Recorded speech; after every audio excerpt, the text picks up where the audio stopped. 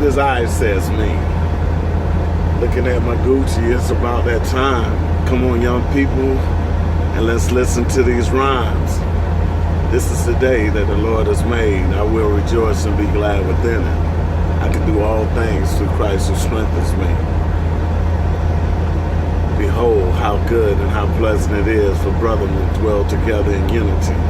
It's like the ointment upon the head that ran down the beard, even Aaron's beard that ran down to the skirt of his garment. My topic for today is, are you serious? Are you serious? I don't want to be controversial, but I like good discussions. I don't want to rub people the wrong way, but no matter, you're going to be 50% wrong every time you open your mouth. 50% of the people are going to like you, and 50% of the people is not going to like you. Like what you say and like what you do. So the best thing you can do is just be you, you know? That's all you can do. Are you serious?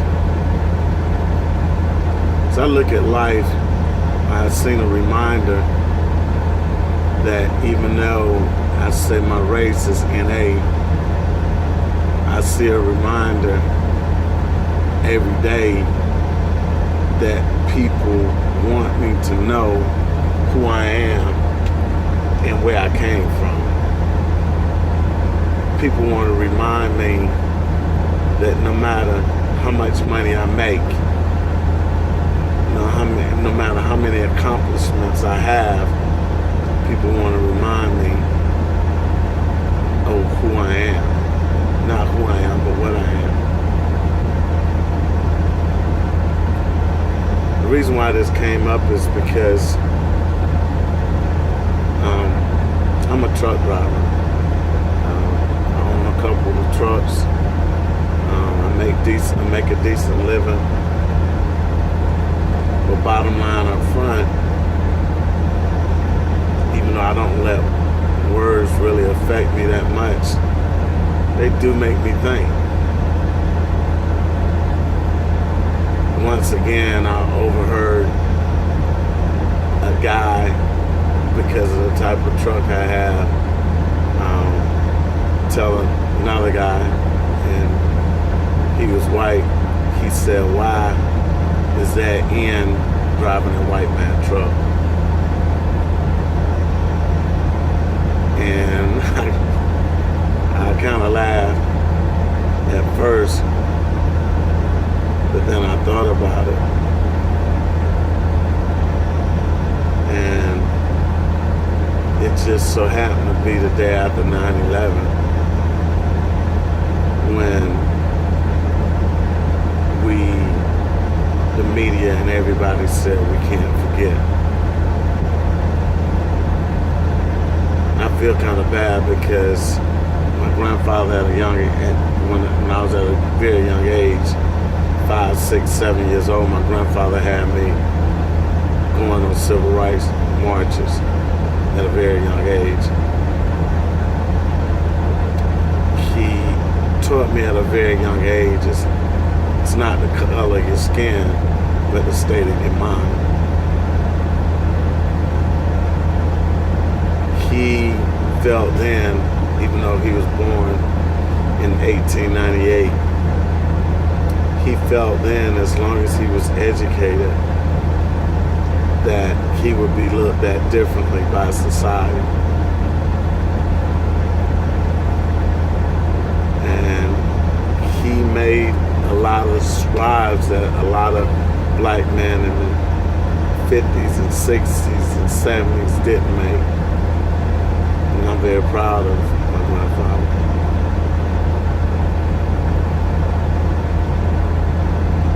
But then I looked at this guy, and the human in me said, this guy said this, don't you know, I probably make more in a month than he'll make in the next 6 months or 9 months. then I start thinking about I have this, I have that. But to him, I'm still just an ant. I don't use that word, but that's all I am.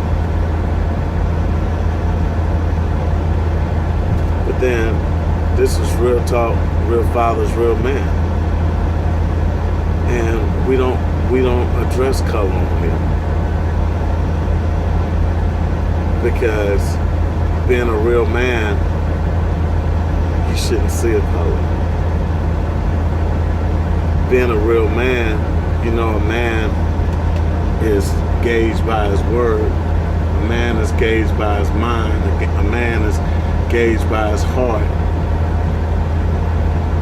A man is gauged by his tears and his sweat and his blood. Yes, America, we forgot that 300 years of oppression of black women by the tens of thousands being raped, being used as free prostitutes, being used as just, relief.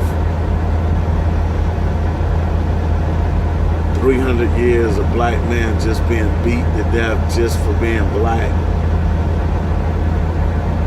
And then even after slavery, the oppression that black men had to go through. And even now, you look at what the average black man had to go through, no matter how much money he has, or no matter how much education he has. Our president was ridiculed for 8 years, not because of what he did, but because of the color of his skin. George Bush was one of the most uneducated presidents we ever had, and people say they'd rather have George Bush than one of the most educated presidents we had.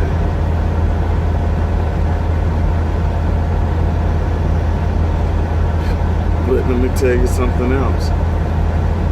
And this is fact. I walked into QT and I opened the door for an older Hispanic woman. And when I opened the door for her, you would have thought I was getting ready to snatch her purse. And I'm saying to myself, wow.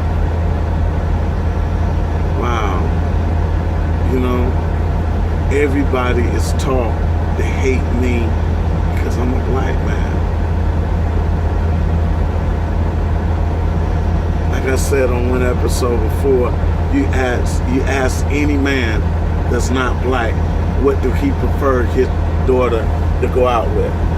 If you ask the white man, do you prefer your daughter to go out with a Hispanic? Do you prefer her to go out with somebody from a Muslim? Do you prefer them to go out with a woman? Or do you prefer them to go out with a black man? And I don't care. Here we are hundreds of years, and I can say hundreds of years because slavery ended, 100 plus years ago. Slavery ended. And here we are still. A white man will tell you, I'd rather for my daughter to go out with first a white man, second, and you can do this, and I'm telling you, I'm gonna put this survey on there and y'all gonna see. I prefer my daughter to go out with a white man, a white woman, a Hispanic man, a Muslim, and then a black man. Last result. You ask the Hispanic man, who do you prefer your daughter to go out with? And this is a shame and sinful God. A Hispanic man will say, and I have Hispanic friends, and a guy told me this, he said, hey man, if my daughter go out with a white guy, I said, come up. I prefer her to go out with a white guy. White guy second Hispanic, then it'll be Muslim. And I'm using Muslim because people in America say they have such a hatred for Muslims, don't want them in their neighborhood, don't want them nowhere. But they would rather, that joker would rather have a Muslim move next door to them than they would have a black move next door, a black man move next door to them. I have a son-in-law that's white. I have 2 sister-in-laws that's white. I have 2 grandkids that's mixed. I have 2 a niece and a nephew that's mixed. You know, I mean, my family is a rainbow. My great-great-grandmother was a white woman. But then I'm hated because of the color of my skin. But I have so much love. I have so much love. I mean, I'm married. I never married nobody. My wife is black. But so why should I have this argument? I don't care who somebody date. My problem is more of that, are you serious? Are you serious? The question is, why do you hate us? Why? What did I do? Why do you fear me? You know, why? Are you serious? Why do a black man have to walk around and every day prove that he's tough, prove that he's strong? Why? I went, everybody know I ride motorcycles, and it's the motorcycle shop in Beaufort, Georgia. I would never ever go there again. I brought my motorcycle there. I brought it there. I paid cash for my motorcycle. And I went there and got like, hey, what's up? What do you need? You know, after I was there for 20 minutes trying to get somebody to help me. And I was like, hey man, what's up, man? I just can't come and trade my bike in. I don't know if I could do that. What do you mean you don't know if you can do that? You ain't asked me what my credit score is. Only thing you know is last time I paid cash for a bike, you know, I'm not gonna pay cash for another bike. A motorcycle to me is a recreation vehicle. It's not something I'm gonna finance anyhow. You know, if I buy a motorcycle, I'm gonna pay cash for it. You know, not because I'm, you know, this super duperly rich guy or something like that. It's just, hey, I'm blessed like that. You know? But the way this guy treated me after, I know the last motorcycle I brought there, that joker got $300-400 in his paycheck off of me. So I don't want nobody to kiss my butt, but I just want to be treated like, hey, I'm a customer. Treat me like, hey, when I come here to these chicken plants, I treat these people just like they're supposed to be treated. I treat them like, if y'all don't do y'all job, I don't eat. I depend on y'all. I depend on y'all every day to make sure y'all do what y'all do to get my truck loaded. From the guy sweeping the floor to the guy doing the paperwork, everybody get treated the same. They get treated like they #1 GI, because bottom line up front, that's what they are. And when you treat people like that, sincerely, not do it just like, hey man, so I can get what I know. I don't do it so I can get out of here quick. I don't do it so I can, you know, get special treatment. I do it because I was raised that way, that you treat people with respect. You treat people the way you want to be treated. And if somebody's a customer, then you bend over backwards At 4 years old, I was selling the Wilmington Journal. 4 years old. I mean, you can believe it or not, but that's my work ethics. My granddaddy had us out there at 4 years old. Me, my two brothers, Leon and Tim, my cousin, Muzz, Bean, and Clump, and Ronnie. Granddaddy had us in that old station wagon, going from house to house, selling people Wilmington Journals. And what we didn't sell on Thursday, we had to stand out there at the grocery store while Mom and Granny went and ordered grocery. We'd sit out there and sell 2-day-old newspapers. But it was a weekly newspaper, but we'd sit out there and we'd sell them. You know, yeah, they'd start off at 10 cents. I remember selling them for 10 cents. And they went up to 15. I think when we stopped, it was up to like 30 cents. 30 cents a paper. And when they was 10 cents, I think we'd get 5 cents out of that, you know. But whatever you turned in, you know, that's all you had to pay for is what you actually had. But Granddaddy motto was, you don't turn papers back in. So I learned at an early age that, you know, you depend on other people in this world to survive. It was a black newspaper, and we didn't care. I mean, you know, I think my cousins, because they was older, they used to look at me, Leon and Tim, and say, well, y'all stupid. Why y'all going out there on Saturdays, Fridays and Saturdays selling the Wilmington Journal? Y'all selling to white people. There wasn't that many Hispanics in my hometown, but we're selling to whoever. And that was my upbringing, because even I was raised we moved out of one projects into a house, out of that house, back into the projects. And when we moved back into the projects, I was in the second grade, so I was 7. That was like in 1971, 72, yeah. It was the 70s, and so this was like one of the first integrated projects in my hometown. And at that younger of an age, poor people is poor people. People in the projects is people in the projects. And you learn at that age, 5 to 10 years old, you learn who you're gonna be. And at 5 to 10 years old, I learned at an early age, because the lady that stayed next door to us, on one side, I don't really know what she was, but I mean, I think she was a stripper. I really don't know. I mean, think about it.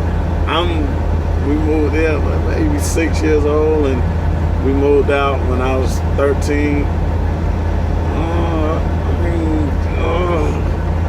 But I think she was a stripper. The lady on the other side,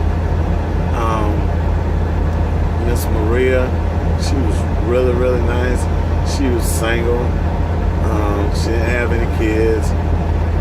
She had a boyfriend that used to come over there every now and then, but I think she was like a nurse or something. But she was a professional lady, and she was black. The lady on the left-hand side, who I think was a stripper, was white.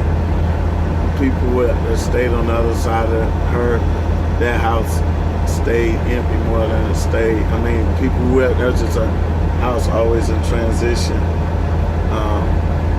But it was a mixture. I mean, it was the way the projects is set up. It's like, you got an apartment here, a building here was the bricks. So you got here, and then you have like a little plaza in the middle, and then you got here, these two are facing, and then in the back of it is your backyard is somebody else's backyard. Well, not your back, you know, but anyhow. But everybody, it wasn't, when we went to the center, that's what they called it. It was like, you had the center and you had the part. The center was like the inside where they played games and they had arts and crafts and stuff like that. It wasn't never any, I don't remember us doing black and white. But then when I went to school, it was other projects. I lived in Nesbitt Court. I started off in Telehomes, that was in the 60s, the late 60s, and that was predominantly black. And then my cousins lived in Gervais, Vesta Village. One of my cousins stayed in Houston Moore for a while. Hillcrest. We had just about all the projects covered in our family. And like I said, we stayed in Telehomes. And we had some cousins stayed out when they opened up Creekwood, but the only integrated projects was really Nesbitt Court, and that's where we stayed. But Gervais, Hillcrest, Houston Moore, I think Vesta Village was integrated for a while. Can't remember, but anyhow, so when we went to school,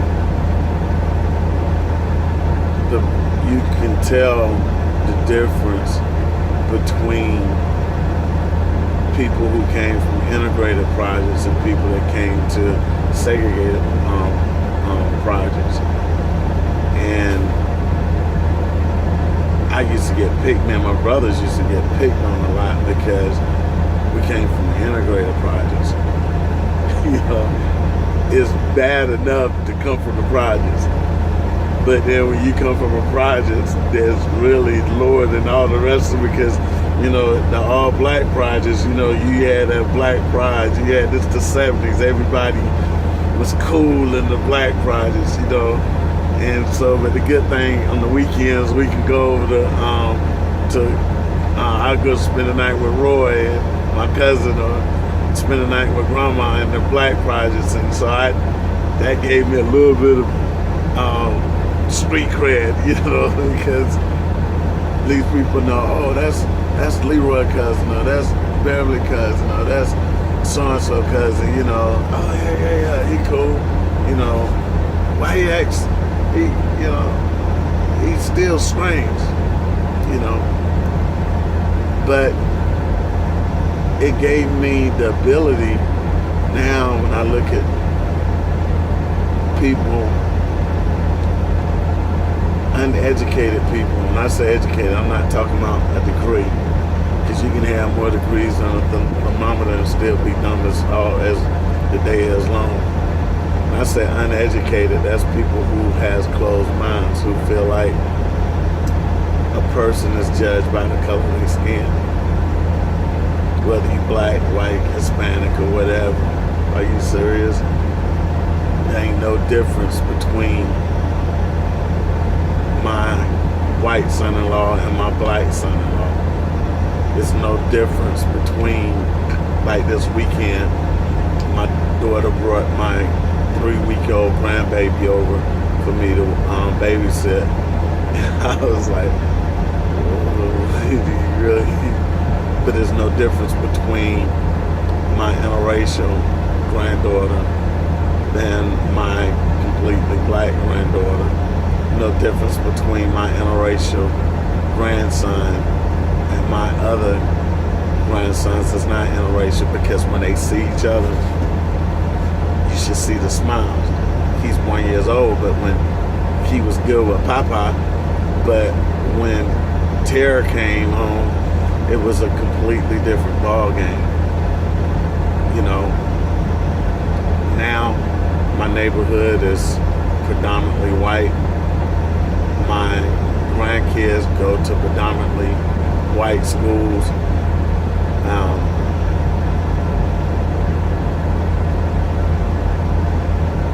Because of the simple fact, I don't want them to grow up in a world where color makes a difference. I want them to be naive. I want them to be, when somebody come up and say, well, hey man, you can't do this because you're black. I want them to say, what did that have to do with anything? I want them to, when they start dating, I don't want them to come up and say, I don't want my nana, that's my baby, she's not the, oh, she used to be the baby grandbaby, but now she, now we got June, and but I don't want Nana, if a white guy asked her out, I don't want her to say, well, I can't date you because you white. I can't bring you home because you Hispanic. I don't want that. Because in my world, we all bleed red. And I would never forget what my ancestors went through. My grandfather's grandfather was a slave. My grandfather's father was the first Evans to be born free, a free man.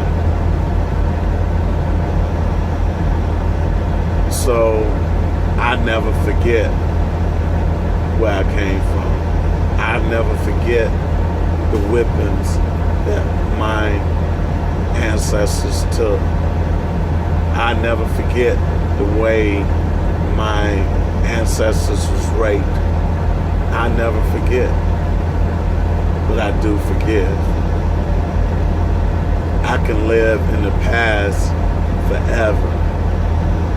I can live in the past and say, well, it's not fair what they did to us. Or I can forgive and say, Lord, I forgive them. I forgive what they did because they was living the Bible, believe it or not.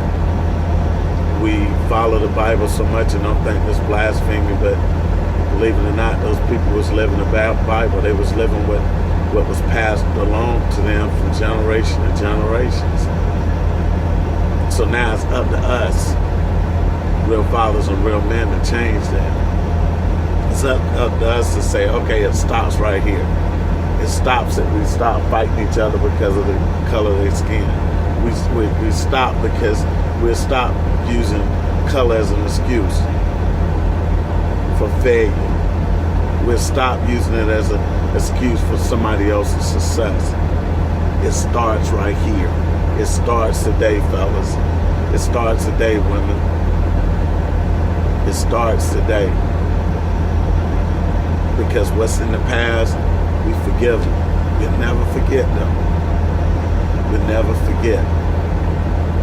But when we think about it, we have to think about Booker T. Washington, George Washington Carver Jr. We have to think about all of those who fought, who took the weapons. Harriet Tubman. We have to think about all of them and say, Martin Luther King, the things they fought for, did they fight for us to still walk around here and live in the past? Because those battles they fought, they won. We don't need to reopen those wounds. Those lashes they took, just like Jesus took those lashes on the cross. Many black men and many black women took lashes like that also.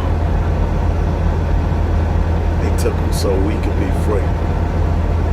They took them so when people look at us, they look at us as what we really are. They look at our insides.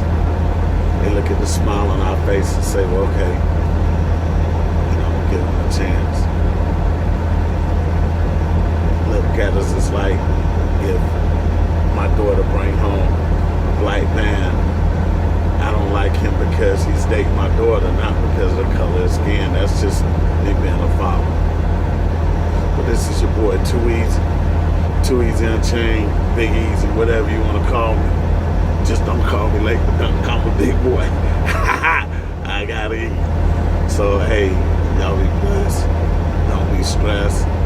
Keep your head up. Remember, race NA. It don't matter, baby. It's your boy Too Easy. We'll see you in a week. Same bat channel, same bat place. Hey, pass the word, tell a phone, tell a friend, just tell somebody. Real talk, real fathers, real men, coming from truck 140, that new Peter car, baby.